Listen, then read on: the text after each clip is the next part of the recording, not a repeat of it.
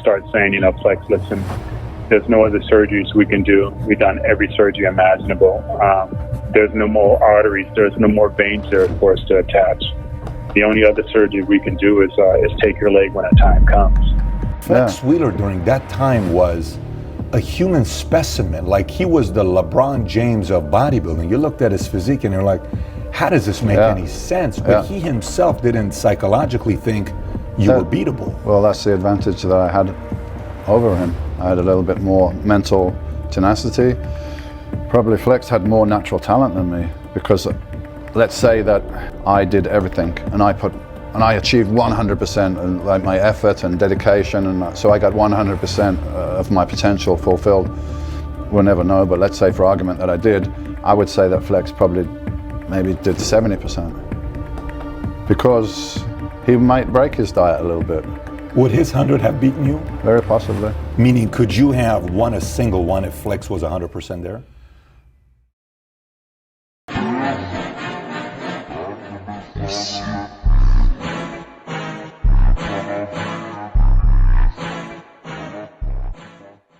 Flex Wheeler, without a doubt, is one of the best bodybuilders to ever live in bodybuilding history. Even Dorian Yates and Ronnie Coleman, the two greatest bodybuilders of all time, had admitted that Flex Wheeler had the best genetics and symmetry, which outperformed any bodybuilder on stage during the silver era of bodybuilding. But sadly, Flex Wheeler himself couldn't see the diamond within his physique and the potential he had due to lack of confidence, as Flex Wheeler went through abuse in his childhood years, which hindered his perception in life and made him always feel unworthy no matter how good he was at something. But sadly, with all his untapped potential he had left at the desk, Flex Wheeler underwent endless health issues down the line of his career, which initially left Flex Wheeler losing his leg due to lack of blood circulation in his veins, and still sits with potential risk of losing his second leg and right arm. In this video, I will be discussing the downfall of Flex Wheeler, drawing down up a conclusion on whether Flex Wheeler had the biggest downfall in bodybuilding history, as Flex was known to have the biggest potential to win the Mr. Olympia multiple times, but with the lack of self-awareness within the God-given gifts, he had poured down the drain, in which ended up facing serious consequences. Overall, determining if Flex truly came into bodybuilding just to take the risk and hop on steroids, but waste all his true potential just to later face the karma of a decision he wasn't fully fleshed about. So make sure you like, comment, subscribe, and share my video. This truly helps me reach lots of people and motivates more to keep pushing the Titan Physique army. So let's get it. Kenneth Wheeler was born in August 23rd, 1965 and grew up in Fresno, California, in an environment which was quite not economically stable, overall meaning that Wheeler grew up in a poverty state. Wheeler during his early childhood days would embark sexual abuse. This isn't fully confirmed, but Wheeler did embark some form of abuse as a kid, which affected his self-esteem and psychologically framed his mind to believe he wasn't valuable, being how he was treated by his own family, and the kids at school dissed Wheeler for his dyslexia, which did cause suicidal thoughts and probably attempts during his childhood. Flex Wheeler wasn't good at academic learning, but was naturally good at sports, in which various people had asked Wheeler if he lifted weights due to his strong genetic components in his physique. You know, back in my days, it was like when the Britannium shirts came out, the 501s, you had the matching belt. So, it was our way of getting girls, so we just trained our upper body to be able to, look presentable to be able to get girls. It never really had anything else to do with that. And it just kind of snowballed into it when I was younger. I met some guys who were deep in the bodybuilding game from my hometown, Jeff Lawson and some other guys that were locally big names. And this one guy named Joe Jennings, he's like, man, you got great genetics. And I was like, what does that mean? Wheeler had then joined the martial arts, a place where he could channel all his anger and confusion on life, two in which Wheeler got so good he was given the nickname Flex Wheeler due to his amazing ability to hit the split without breaking a sweat. Flex Wheeler then began taking the gym seriously to someday see what this bodybuilding was actually about and the hype behind it. But take in mind, Flex Wheeler never wanted to be a bodybuilder but initially dreamt of doing martial arts full time. Did you enjoy being when you got into professional bodybuilding? Did you enjoy that experience? Yeah, for a while. It quickly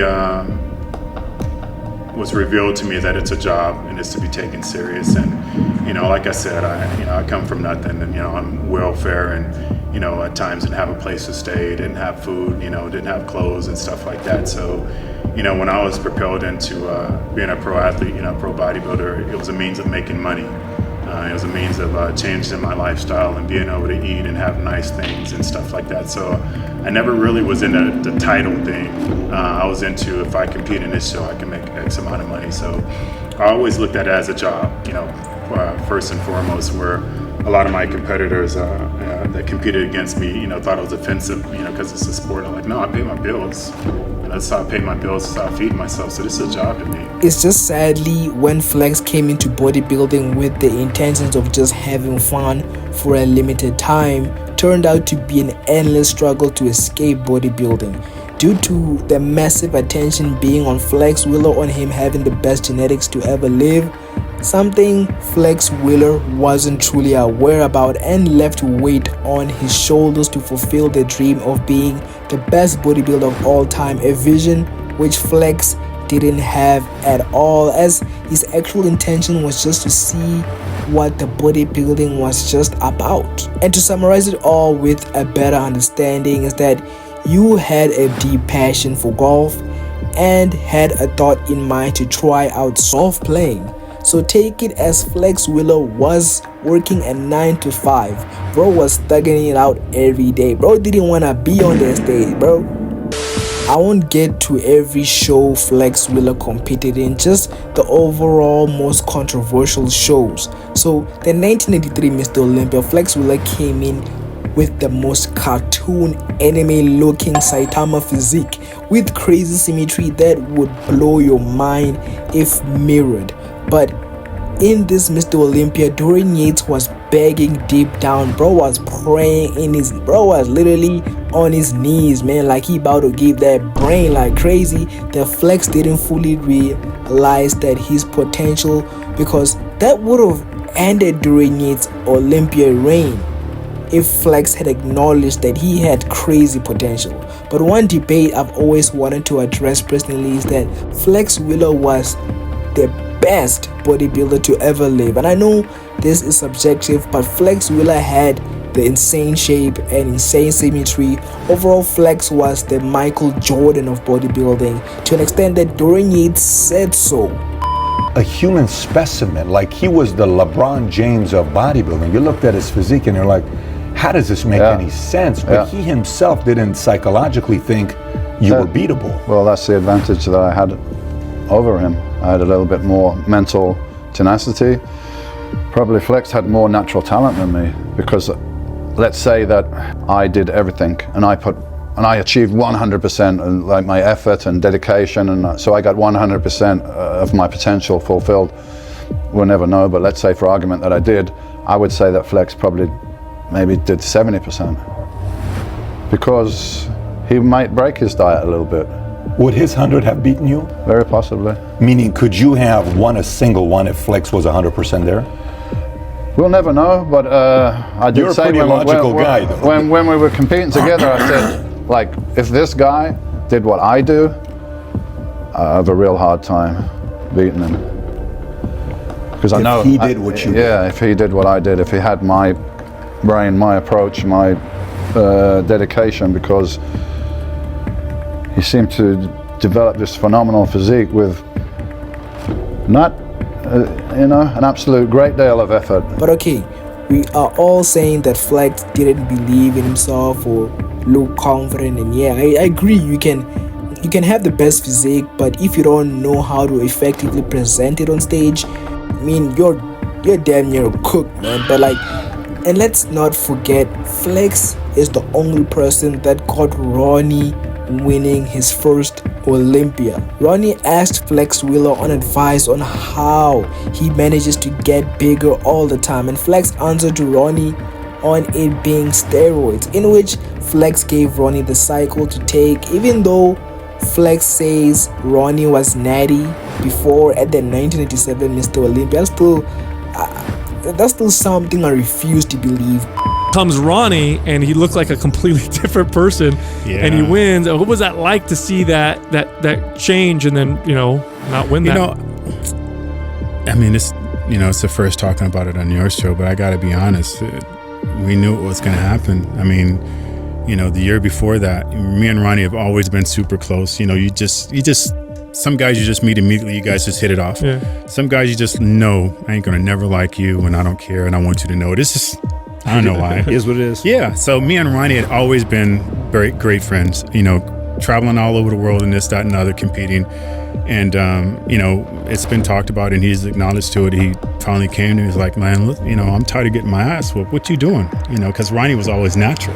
That's one thing a lot of people didn't know. Ronnie turned pro and competed as a pro naturally for a long time. You know what? I used to read that, and that was so hard to believe. That's fucking true. It's true. I have heard that too. It's true. You know what happens when you take a guy like that and then fucking put him on some gear? Hence back to what I said before, putting in the hard work before you go there. Wow. So same thing with Kai Green. I know Kai Green very well. He was natural for a long time, competing until, whatever. So Ronnie came to me, and I'm like, okay, because I learned from people. So I never been effed up like, damn, I ain't gonna tell him he might beat me one day. So we sat down, and I laid the whole game work down. And next year, he started doing well. I remember he actually beat me in the first competition ever, and we're over in Canada, and he beat me. And I'm like, but I was off, right? I was off, but he still, and it was funny because he was talking about, like, damn, Flex, because we're good friends, right? So he's like, damn, Flex, I beat you. Damn, they must think I'm good. I beat you. So it's not like, man, I beat you. Yeah. It's my boy talking to me, right? Yeah. So I'm like, Ronnie, you are good. So the next weekend, we ended up competing again, and I was in Florida at the Florida Pro Cup, and I ended up winning. And then it was a big show the following weekend, and I did champion back in those days. And I'm like, fuck. And he's right on my ASS. And he's never been in a call out with me. I mean, he's been like third or fourth call out, and I've always been call out number one. So I'm like, and then, I beat him in that show. And then the following year, I watched his physique change. We were working with the same person for our diets, and Chad Nichols. And Chad had actually told me, goes, wow, Ronnie can't handle your diet. I go, what do you mean? He goes, because I go 0 carbs for a long time. I can just do that. I don't go into what they call ketosis, or no, it's really dangerous. Hypoglycemic. Oh, right. When you don't have enough carbs, I can just handle it for whatever reason. He goes, I dropped Ronnie down to like 200, grams of carbs, and he almost passed out. He goes, Mashad, I can't do this shit. So his low was like 500-600. I'm like, everybody's different, right? Initially, when Flex was so close to winning the Mr. Olympia in 1998 with Dorian Yates being out of the way, he made a mistake and gave Ronnie the Chemical X, which would overall spike Ronnie's muscle building genetic potential, and wham, we got this massive black guy that probably looks like he would be in some other 2002 grainy looking porn video. And $110,000 check. In second place,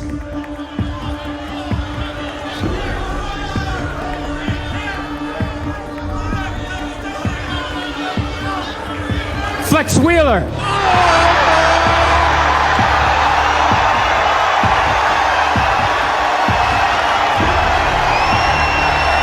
But just to sum up the debate to a conclusion, Flex wasn't the best of all time, as him being on gear slightly surpassed quote-unquote natty Ronnie Coleman, and enhanced Ronnie Coleman completely surpassed enhanced Flex Wheeler. But comment down below your perspective. With choice, Flex Wheeler made to take steroids, which puts his life on the line for an unsure goal in mind, led Flex with some serious health issues.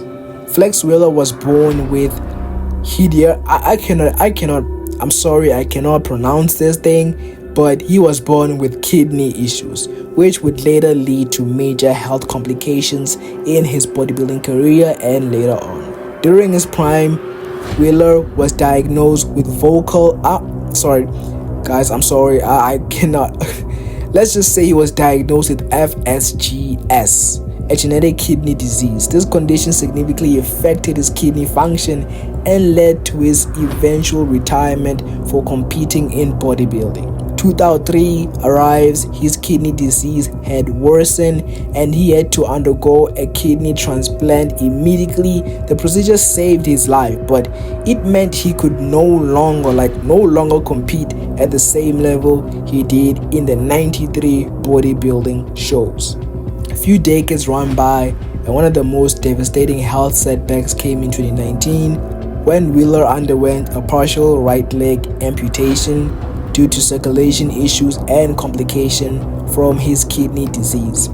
He described the experience as the most challenging battle of his life, to an extent of considering suicide. After the amputation, Wheeler continued to endure multiple surgeries, phantom limb pain, and chronic, never-ending pain. Flex Wheeler has been open about his struggles with depression and the psychological tolls of losing his leg, something not everybody would have the balls to talk about. Okay, so she kept going and she literally started crying. So I started crying. I go, please tell me, what do you see? She goes, I can't. She goes, they can't tell you anything. I'll turn it into the doctor, blah, blah, blah. And when she broke down in tears, so did I. And I just begged her, please, you got to tell me, what do you see? She said, who have you been to? I told her everybody. I told the hospital. She goes, no, that's not possible. Those are some of the greatest hospitals we have here in Henderson.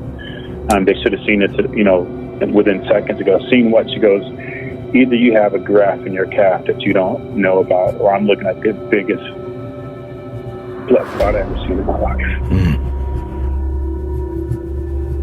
So that got my attention, and she goes, I got to stop. I got to call a Synstat. I got to get the emergency team in here. I go, really, it's that bad? She goes, you'll have no idea how bad it is. So I had to wait there an hour, and they came in and did their stuff, and they said, all right, your doctor's going to call you. We're going to go ahead and release you. And I said, okay. She goes, don't worry, he's going to call you. He can explain. I can't tell you no more. So I'm driving home, and I pull up in my garage, and my doctor calls me. And he goes, where are you? An urgent, voice on that. So just pulled up my garage. He goes, wow. He goes, Flex, I'm surprised you even made it home. I go, what do you mean by that, man? He goes, it's bad. I go, how bad, man? I'm supposed to be going to the Arnold Classic, Australia. My flight leaves in 2 days. He goes, Flex, I wouldn't get on that flight if I was you. I'm like, listen, you don't understand my game. They already paid my flight. This is a first class ticket, so you're talking thousands of dollars. Hotel's already booked. I'm already announced to be there. You don't back out of these situations. And he said, Flex, if you were my family member, I wouldn't let you get on that flight. I go, man, tell me what's going on. He goes, do you have a DVT? I'm like, what the f- is that? I don't know what that is. He goes, I don't have time to explain. Get down here. I'm going to give you some medication and some blood thinners, and we're going to see if we can break it up. So, again, fast forward. I'm still going to go to Australia. I got to make money. This is what we do, right? So the day before I take my flight, I'm packing my clothes, and I can't even walk around my house to pack my clothes. I'm in so much pain, and I lay down and I go to sleep crying because I'm in so much pain, and I wake up at night, and it's about 10 o'clock at night, and I can't feel my right leg. I can't feel my arm. I can't feel my chest. I can't feel my junk, my groin. And I remember parts of movies where people say, they couldn't feel their arm and it was a heart attack, I'm like, God dang it. So I called him, my doctor, and I said, hey man, I can't feel my leg, nothing. He goes, get to the hospital now. I'm calling in.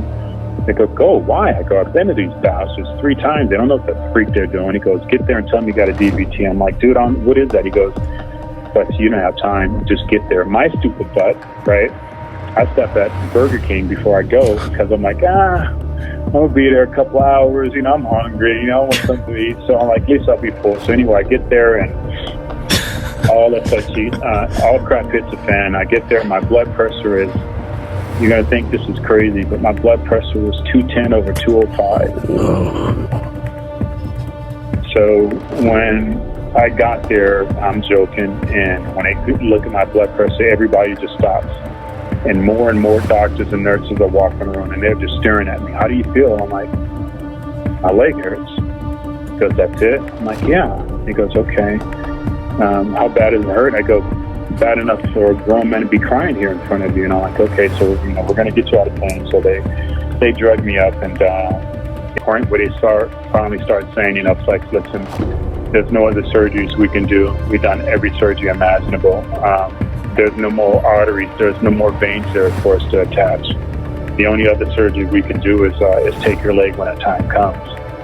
So I started preparing myself mentally that, I was going to lose my leg and finally being comfortable with it. Jeez, Yeah. looks like my hood on my car. Nice. Yeah, it looks just like your hood. Okay, so I see what you were talking about where this is shorter now. So Right, all yeah. a different Cleaned up that other adapter, so we Okay. just have a few screws, just necessary screws now. Okay. All So I was thinking about, I was like, damn, I shouldn't have put on these pants because they're so tight. So, oh well, we'll make it work. I think it'd go up there, it'd be close. Now this would be impossible if I still had legs, but they're gone. Yeah. They're long gone. No more 32s. Got maybe 16s now. 32-inch quads. Yeah. Oh my gosh, that's like people's thighs. My waist is 28. Is it They're like their waist. Mine used to be 27, but it's probably like a 47 now. Wow. You had 32-inch thighs, 27-inch waist. Yeah. Holy Yeah. smokes. Might be the only guy on earth that has a smaller Oh, waist really? than I did. Dude. Those are nice. Oh man, That's that perfect. Yeah, that's great. slid right on. So this is nice. This is softer than. Correct, yeah. So before. your kneecap can push into that. Okay, yeah, You still yeah. have the support in the center. Yeah. 2022 arrives, Wheeler suffered a heart attack, adding to his long list of health struggles. Given his history of kidney disease surgeries, this event further weakened his overall health. I'm at a point now, or I appreciate it. Yeah, the last time I was in the hospital was just so horrible. And I've never had heart problems, they've always said, geez, Flex, you've been in hundreds of surgeries. Thank God your heart's so strong. But this time my heart did something. I can't remember what it was, but they rushed in the room because they had all these monitors on me all the time. And I was like, how do you feel? And I'm like, fine, I was asleep. What's going on? It's like, wow, your heart did something 8 times in a row. And I'm like, what? I'm like, now what? Like nothing. If it was worse than that, we wouldn't be talking to you, Flex. I'm like, wait a minute. I can try to fight to recover. Right, I can be strong when they have medication. They're like, listen, Flex, you got to keep breathing or else we got to take you off of it. I can fight. How do you fight to make your heart keep doing its job? I couldn't go to sleep. And Tragic moment happened. Flex Wheeler contracted the COVID-19, which severely impacted his already fragile immune system. The illness led to further complication, worsening his overall condition and leaving him burdened for extended periods. Even today, Wheeler continues to battle chronic pain, nerve damage, and long-term complication from his past surgeries and medical conditions. I couldn't sleep for days because I'm like, at what point, anybody who passed away, at what point do they realize they're not here anymore? It's like that quote, wake up dead. I'm like, Jesus, what if I go to sleep and I wake up and I realize I'm not here? I don't want that. So at that point, I made a decision like, man, I'm never going to have suicidal thoughts. I'm never going to try to take my life anymore because it's going to happen. I deal with like phantom pains, neuropathy, stay between like a 9 and 10. So my doctors have been, diligently trying to find a medication that works for me. And about 3 months ago, I think, they found this new drug and they started me on it, and it's called amitriptyline, something like that. So maybe the last 2 months, I've been experiencing like extreme tremors. I've been shaking so much and like forgetting my thoughts. I was going to actually have my doctors test me for Alzheimer's. That's how bad it was. But I recently, while I was at church today, I was just like, something's not right. It's not right. And I said, well, you know what? When I get home, you know, I'm going to check this drug that they just started me on, because I was thinking, what's the latest drug that they put me on that I could think that are causing these problems? So I got home and I researched this drug, and I'll list all the side effects that it has, you know, at the bottom of this video. But one of the things is extreme tremors. This is my hands. I'm not shaking on purpose. This is how bad they shake, right? I try to hide it when I'm in front of people and everything, but also just losing my thoughts. And every single side effect that this drug, amitriptyline, has to offer, I have it.